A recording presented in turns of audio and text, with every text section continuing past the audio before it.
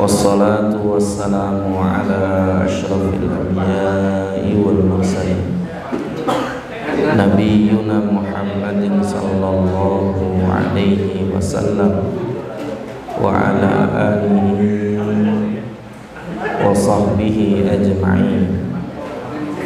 Rabbi shrah li sadri wa yassir li amri wahlul 'uqdatam min lisani yafqahu qawli. Puji syukur kehadirat Allah Subhanahu wa Ta'ala yang dengan izin dan karunia-Nya di malam yang berbahagia ini kita kembali dimudahkan di dalam melazimi kebaikan-kebaikan, menapaki jalan-jalan keridhaan yang mudah-mudahan menghantarkan kita menuju surganya kelak ketika di akhirat. Salawat dan salam juga moga tetap tercurah kepada Nabi kita Muhammad sallallahu alaihi wasallam yang telah dipilih oleh Allah sebagai uswah hasanah, sehingga tak layak bagi setiap mukmin kecuali mengikuti apa yang telah beliau contohkan dan beliau sunnahkan. Afan settingan soundnya, ekonya dibunuh aja itu, ekonya dimatiin aja, bassnya dikecilin, triplenya yang digedein. Soalnya ini bukan apa, biar gak mantul-mantul suaranya. Nah ini kan lebih jelas.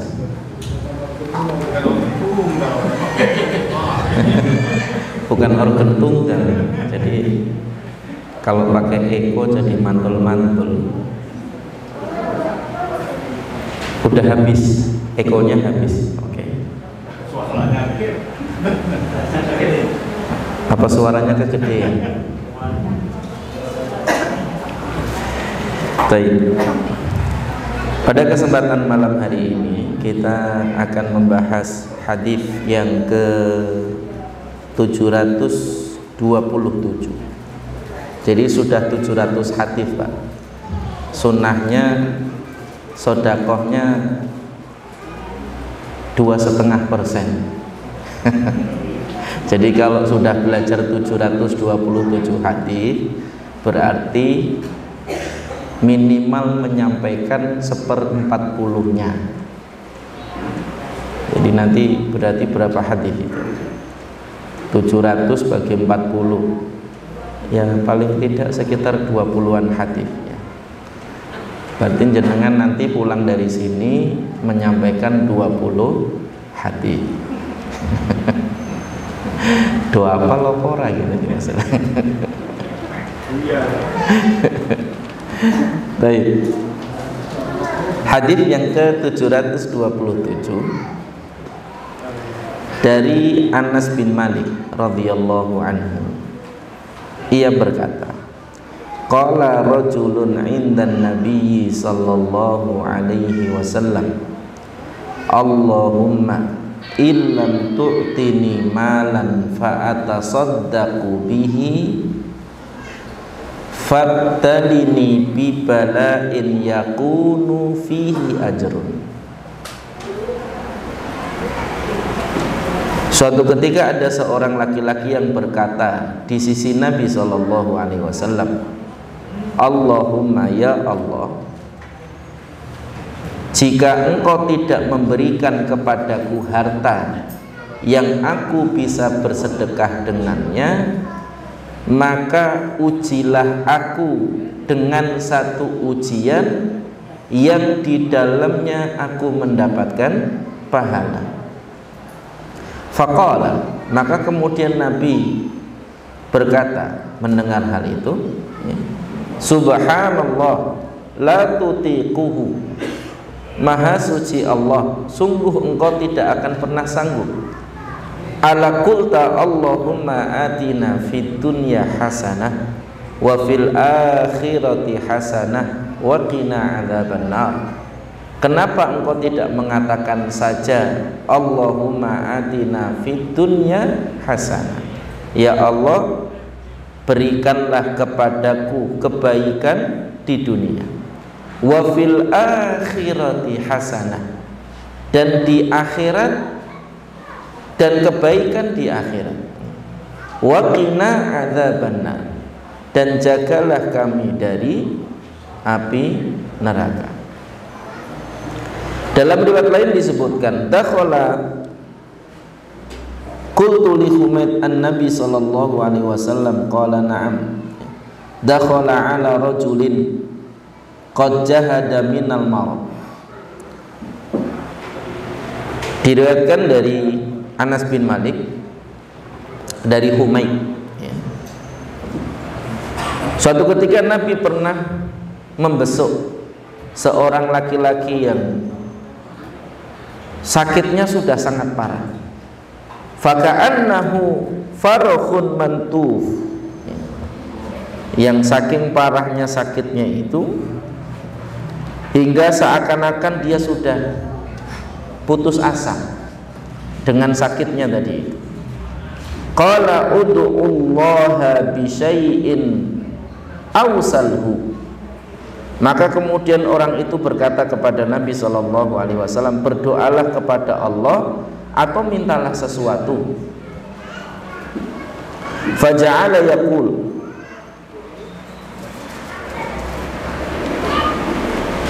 Allahumma ma anta mu'adzibi bihi fil akhirati fa'ajilhu fid dunya.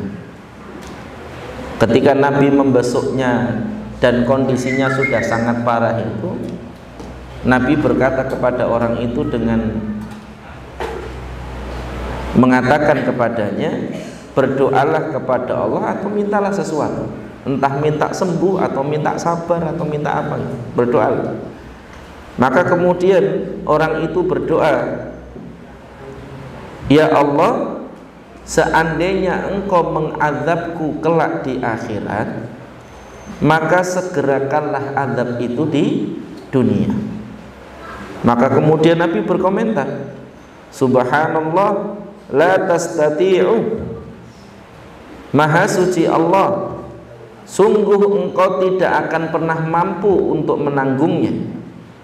Ala qulta Allahumma atina fid dunya hasanah wa fil akhirati hasanah wa qina adzabannar. Lebih baik bagimu untuk berdoa, ya Allah, berikanlah kebaikan bagiku di dunia, berikanlah kebaikan bagiku di akhirat, dan jagalah aku dari api neraka. Fada'a lahu fasyafahu Allahu azza wa jalla. Maka kemudian Nabi pun mendoakan sahabat tadi sehingga Allah pun menyembuhkannya. Hadis ini mengajarkan kepada kita beberapa pelajaran penting yang harusnya menjadi perhatian kita.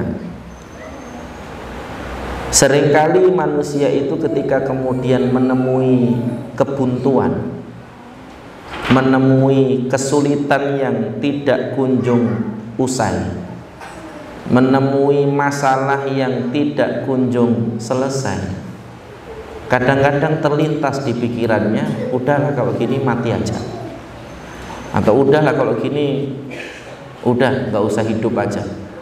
Sampai ada tagline-nya dalam sebuah iklan rokok dulu kan, susah jadi manusia, belum lahir deka. Itu yang jenggotnya sudah putih yang ingat. Ya. Jadi dulu sampai ada tagline iklan rokok itu, susah jadi manusia. Gambarnya monyet sedang megang kepala sambil ngerokok.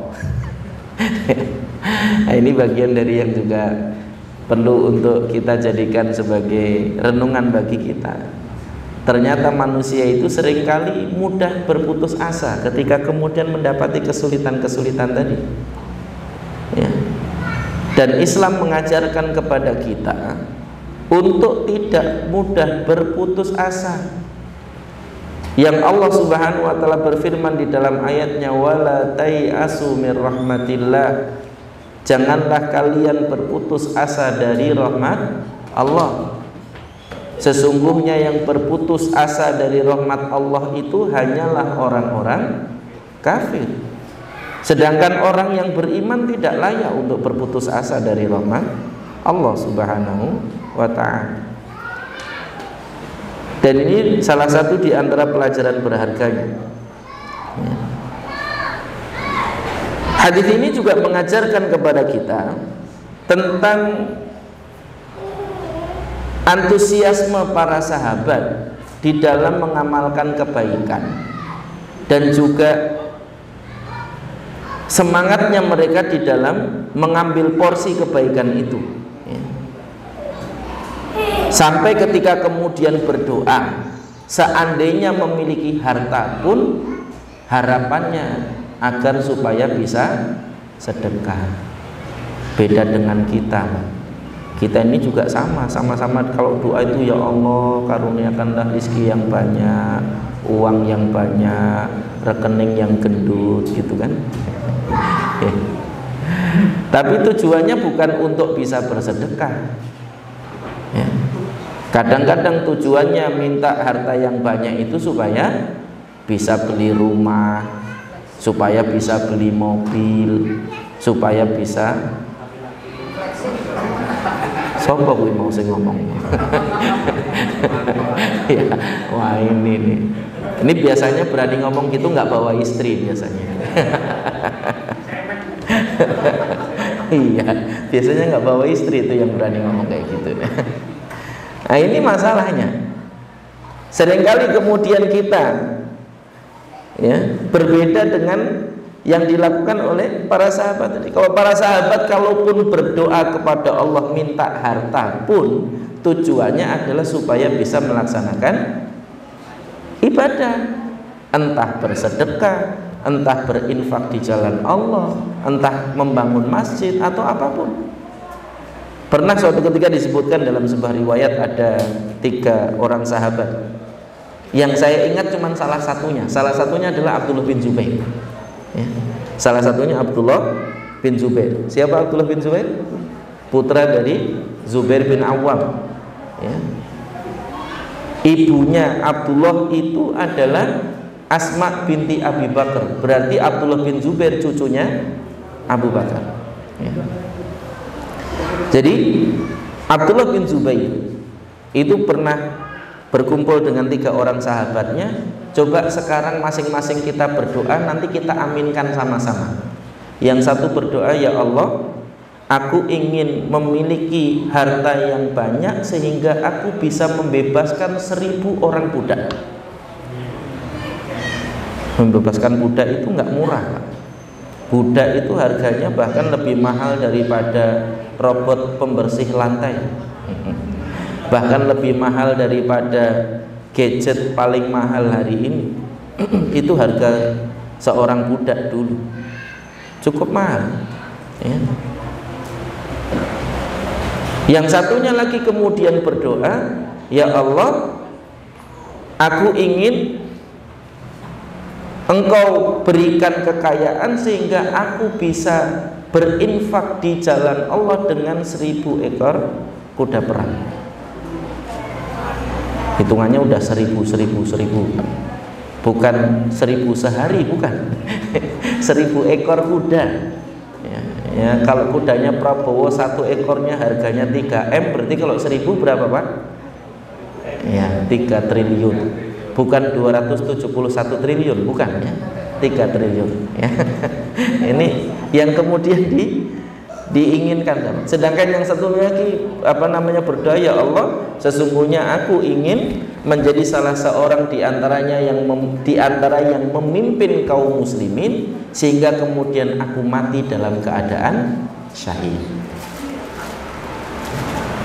Yang kemudian mereka masing-masing mengaminkan doa saudaranya, hingga kemudian Allah karuniakan kepada mereka sebagaimana yang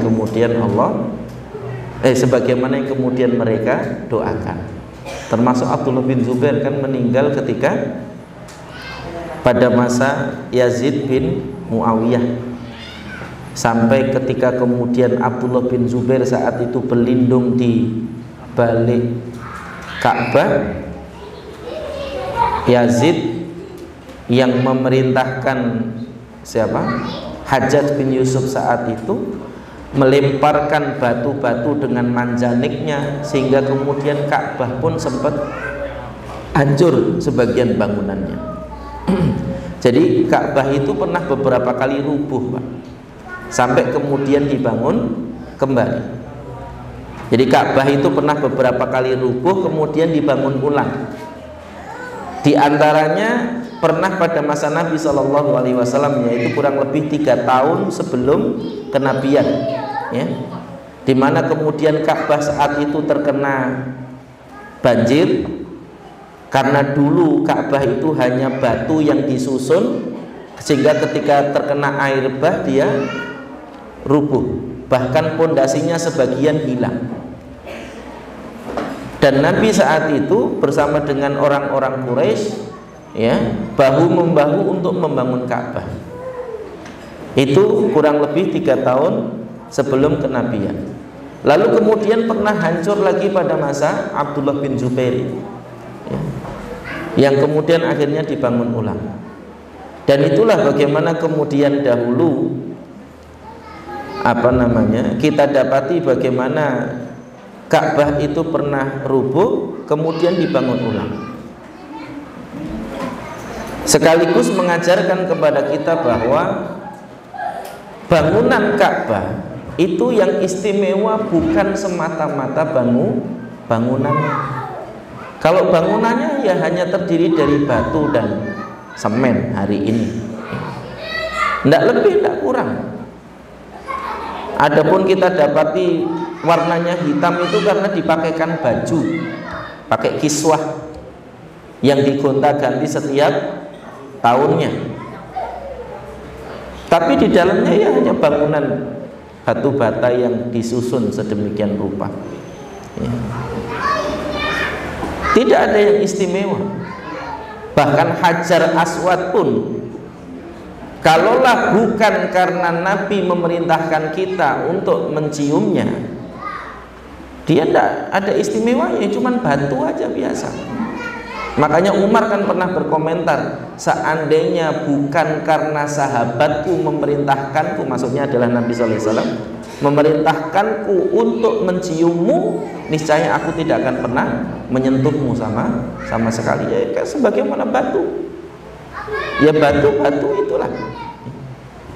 Dan ini bagian dari yang juga penting untuk kita jadikan sebagai pelajaran. Karena yang substansial di dalam beribadah itu bukan bentuk fisiknya, tapi bagaimana kemudian kita beribadah kepada pemilik seluruh alam semesta ini, yang memerintahkan kita untuk menghadap ke arah Ka'bah tadi itu, yang memerintahkan kita untuk mencium Hajar Aswad ketika kemudian kita mampu melakukannya saat melakukan tawaf di sana. Tidak lebih, tidak kurang. Karena sejatinya kita bukan beribadah kepada Ka'bah, tapi beribadah kepada Allah. Dan ini menjadi bagian dari yang penting untuk diperhatikan. Kembali kepada tadi, bagaimana kemudian para sahabat itu berdoa. Mereka semuanya berdoa itu, kalaupun seandainya mereka meminta dunia, adalah dalam rangka untuk bisa melakukan ibadah yang maksimal kepada Allah Subhanahu wa ta'ala. Maka di dalam kalimat doa yang diungkapkan oleh seseorang di samping Nabi SAW tadi itu adalah Allahumma lam tu'tini malan fa'atasaddaqu bihi. Ya Allah, seandainya engkau tidak memberiku harta yang aku bisa bersedekah dengannya, fabtalini bibala'in yakunu fihi ajr, maka ujilah aku dengan ujian yang di dalamnya aku bisa mendapatkan pahala. Bayangkan Mbak, para sahabat itu melakukan aktivitas dunianya, orientasinya masih akhirat. Kalau kita ini kebalik, melakukan aktivitas ibadah saja, orientasinya dunia.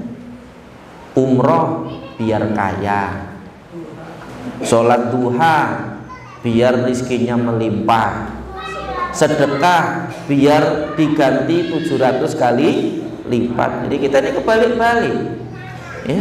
Kalau dulu para sahabat meminta dunia itu supaya bisa maksimal di dalam beribadah kepada Allah, kalau kita ini menggunakan aktivitas akhirat kita untuk membeli dunia. Nah, ini bagian dari yang penting untuk dijadikan sebagai bahan introspeksi diri bagi kita, yang kadang-kadang kalau kita renungkan, kita ini jauh sekali posisinya dengan para sahabat tadi ya. Makanya ada kitab yang bagus yang penting untuk kita kaji juga, itu Aina nahnu min akhlaqis salaf, di mana posisi kita dari para salaf tadi itu dalam urusan akhlak ya. Dalam urusan tawakalnya, dalam urusan tawaduknya, dalam urusan kejujurannya dan berbagai hal, dalam urusan kesabarannya, dan masih banyak lagi yang kita dapati contoh-contoh mulia itu dari generasi terbaik umat ini. Hadis ini juga mengajarkan kepada kita tentang pentingnya ketika kemudian kita itu tidak mendapati satu kebaikan, kita mencari kebaikan yang lain sebagai ganti dari kebaikan yang tidak bisa kita lakukan. Bahkan Nabi SAW ketika kemudian bernadar hendak melakukan sesuatu, kemudian melihat sesuatu yang lebih baik lagi, beliau membayar kafarat untuk menggugurkan nazar yang pertama, kemudian bernazar untuk melakukan hal yang kedua tadi yang dianggap lebih baik. Sampai seperti itu. Dan begitulah juga para sahabat.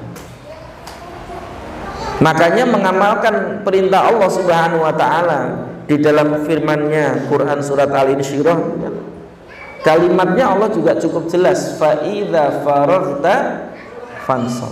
Kalau kamu sudah mulai rampung mengerjakan satu amal soleh tertentu, isilah dengan amal soleh berikutnya.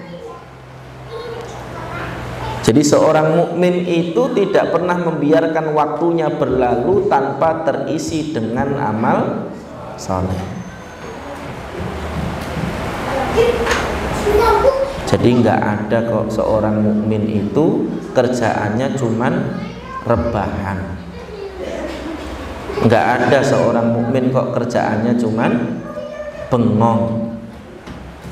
Nggak ada seorang mukmin kok kerjaannya cuman halu, hari-hari halu.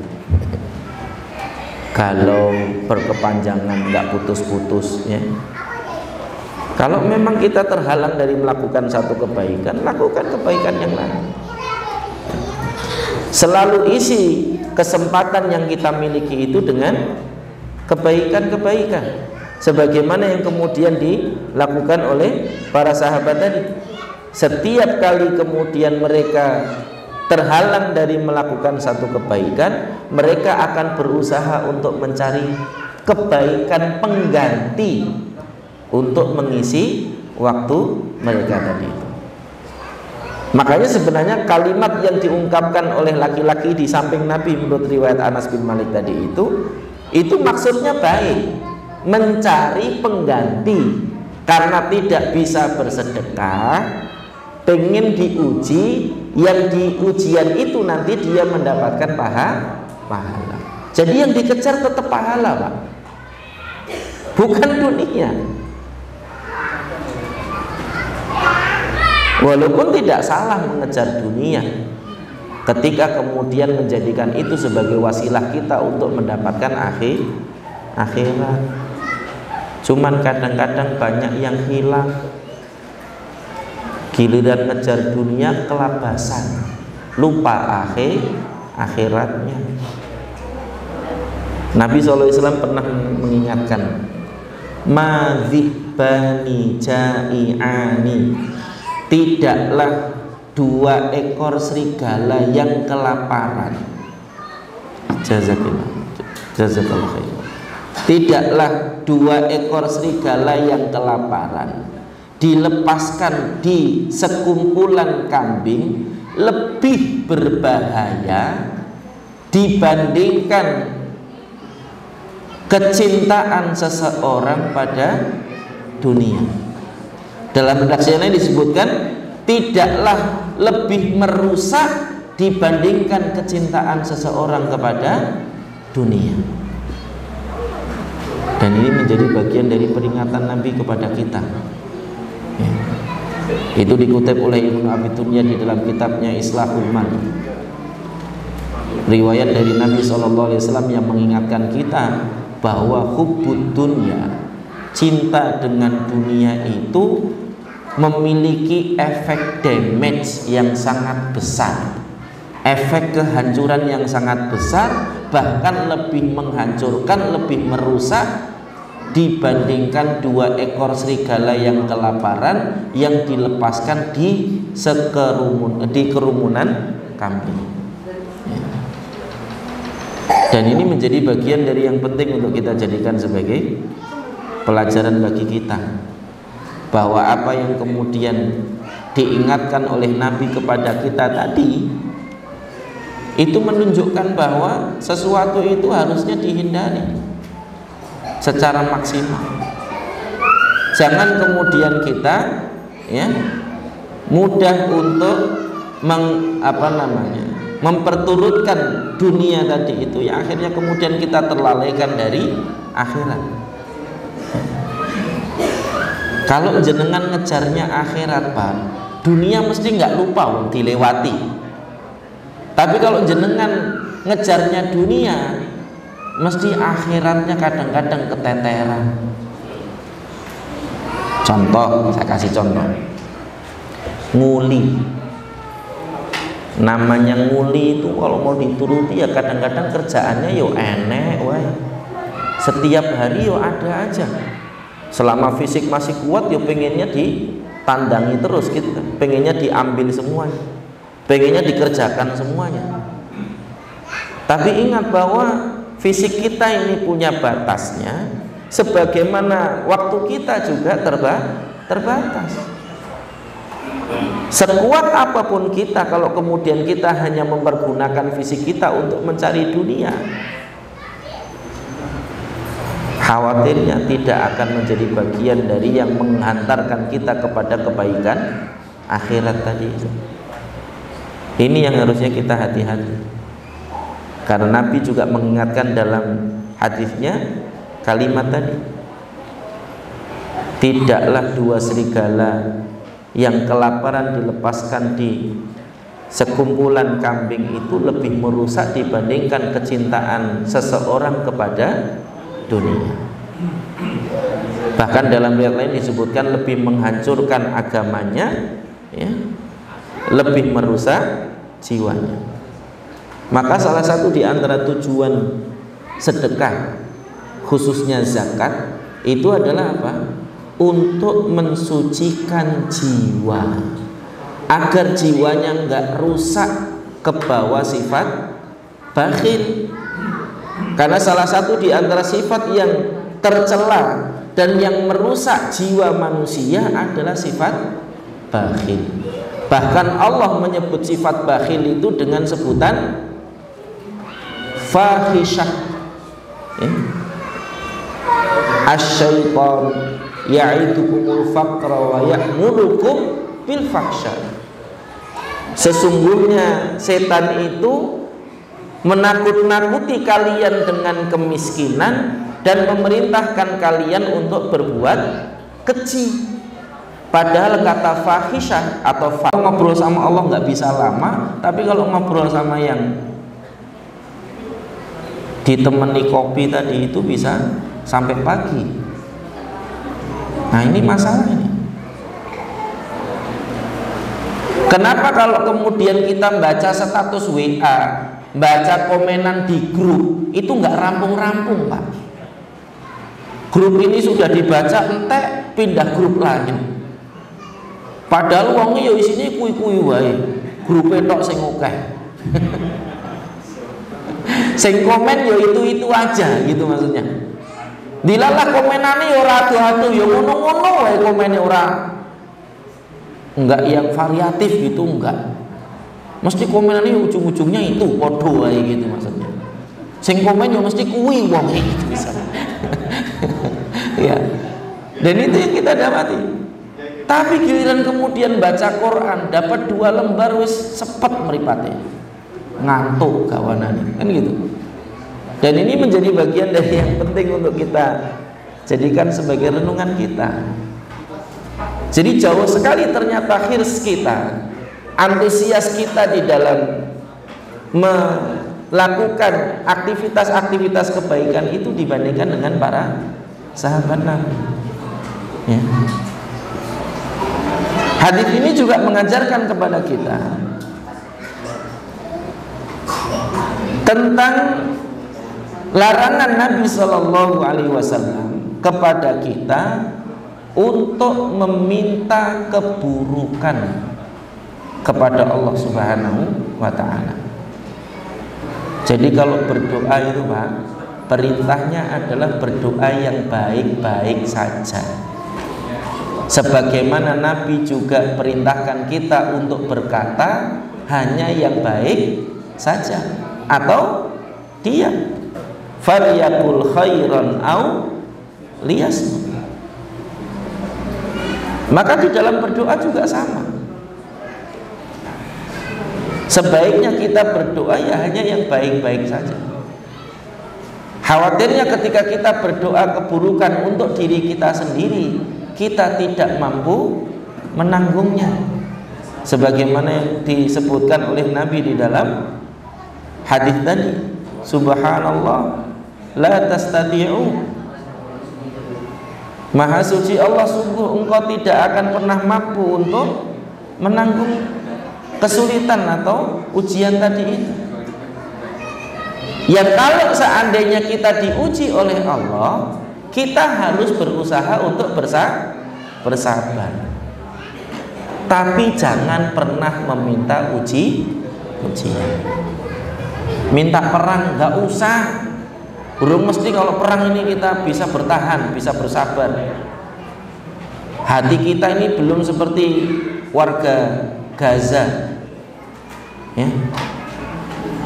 Warga Gaza itu kehilangan rumah, ya, kehilangan saudara biasa saja. Kalau itu untuk Allah tidak ada masalah. Loh, kita ini kehilangan duit 50.000 aja 3 hari masih dicari, Pak. Ini masalahnya. Maka jangan pernah minta, ya, karena belum tentu kita mampu nanti untuk bertahan dengan ujian yang Allah berikan tadi. Maka jangan pernah minta, tapi kalau diuji bersabarlah. Jangan pernah putus harapan. Sebagaimana ungkapan yang di awal tadi, wala tayasu mir rahmatillah.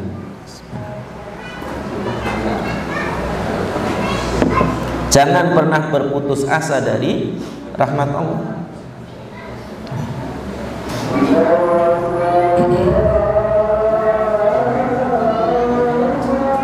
Kita dengarkan azan dulu.